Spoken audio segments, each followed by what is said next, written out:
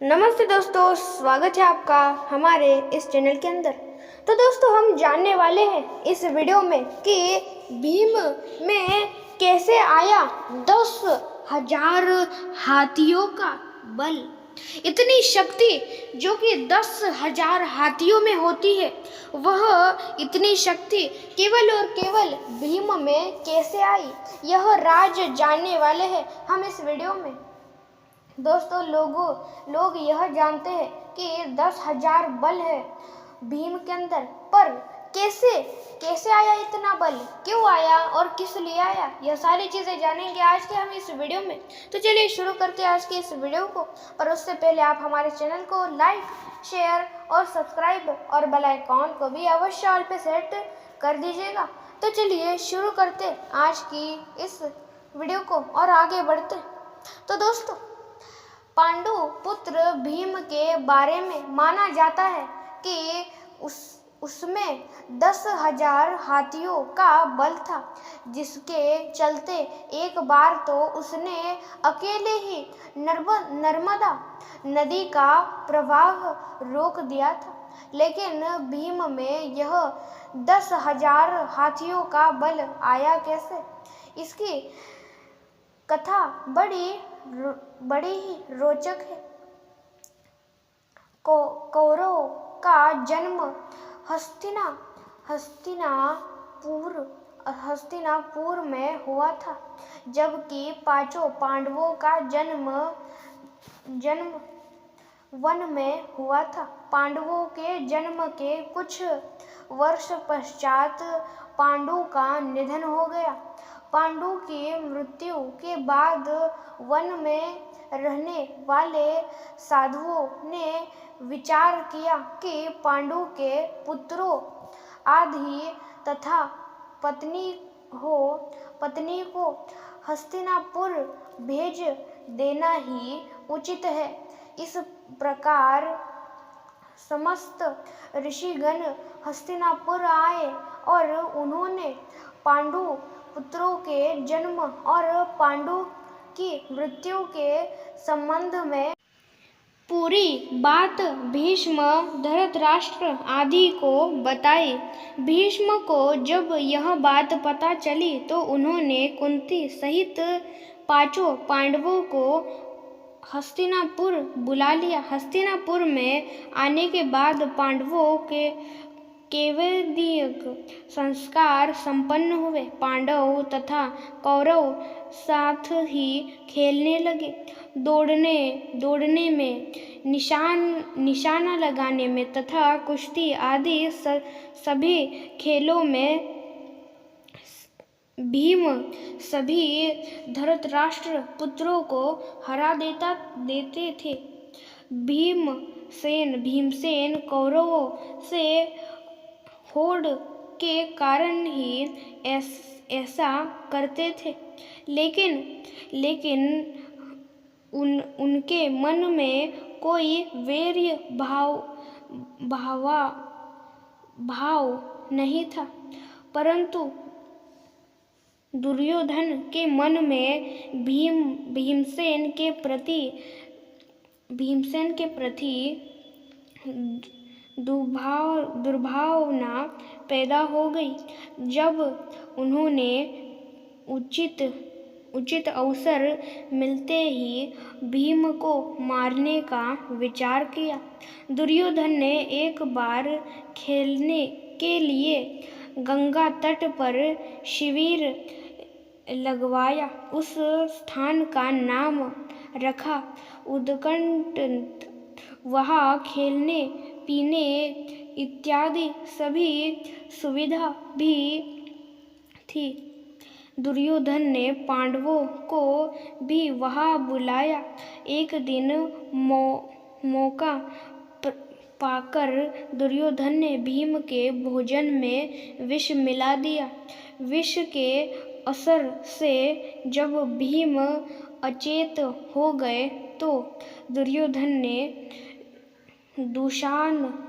दुशासन के साथ मिलकर उसे गंगा में डाल दिया। सभी भीम भीम इसी अवस्था में नागलोक पहुंच गए। वहाँ सर्पों ने भीम को खूब डसा, जिसके प्रभाव से विष का असर कम हो गया। जब भीम को होश आया तो वे सर्पों को मारने लगे। सभी सर्प डरकर नागराज वासुकी के पास गए और पूरी बात बताई। तब वासुकी स्वयं भीमसेन के पास गए। उनके साथ आर्यन नाग ने भीम को पहचान लिया। आर्यन नाग भीम के नाना का नाना था। वह भीम से बड़े प्रेम से मिले। तब आर्यन ने वासुकी से कहा कि भीम को उन कुंडों का रस पीने की आज्ञा दीजिए, जिनमें हजारों हाथियों का बल है। वासुकी ने इनकी स्वीकृति दे दी।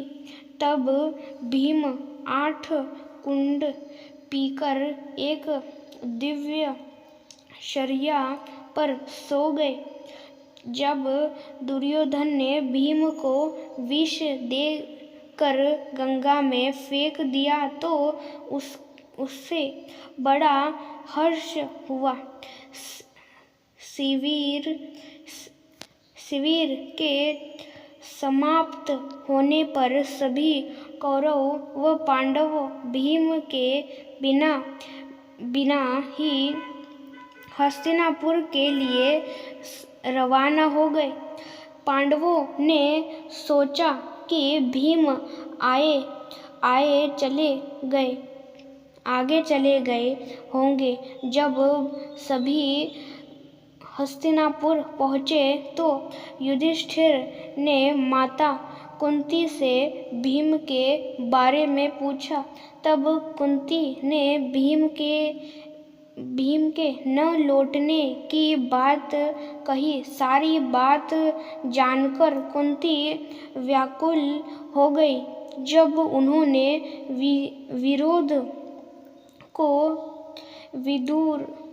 विदुर को बुलाया और भीम को ढूंढने के लिए कहा, तब विदुर ने उन्हें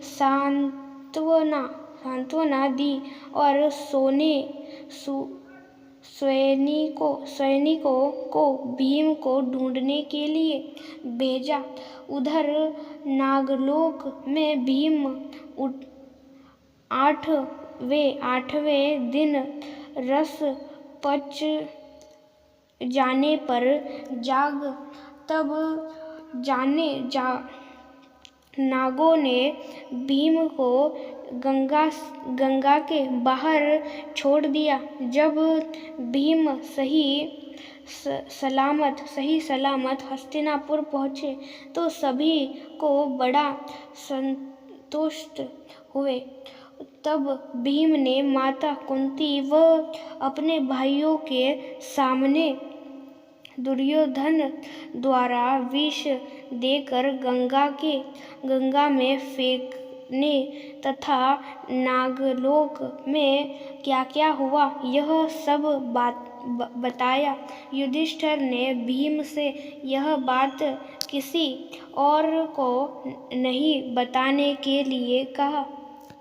और दोस्तों, इस प्रकार की थी यह आज की हमारी कथा, जिसमें हमने जाना कि भीम को कैसे यह शक्ति मिली थी। इतनी शक्ति कि उनके अंदर इतना बल इसी कारण आया था कि उन्होंने वह पिया था और वह पीने के बाद उनके अंदर 10,000 हाथियों का बल आया था। तो दोस्तों, यह थी आज की हमारी कथा, जिसमें हमने यह जाना। तो दोस्तों, मिलते हम दूसरी वीडियो में और भी पौराणिक कथाओं के साथ। आज के लिए इतना ही। मिलते हम दूसरी वीडियो में और सारी चीज़ों के साथ। आज के लिए इतना ही। लाइक शेयर और सब्सक्राइब अवश्य कर देना। आज के लिए इतना ही, मिलते हैं दूसरे वीडियो में और भी रहस्यमय पौराणिक कथाओं के साथ और देवी देवताओं के उनसे जुड़े रहस्य जानने के लिए। तो मिलते हैं दूसरे वीडियो में।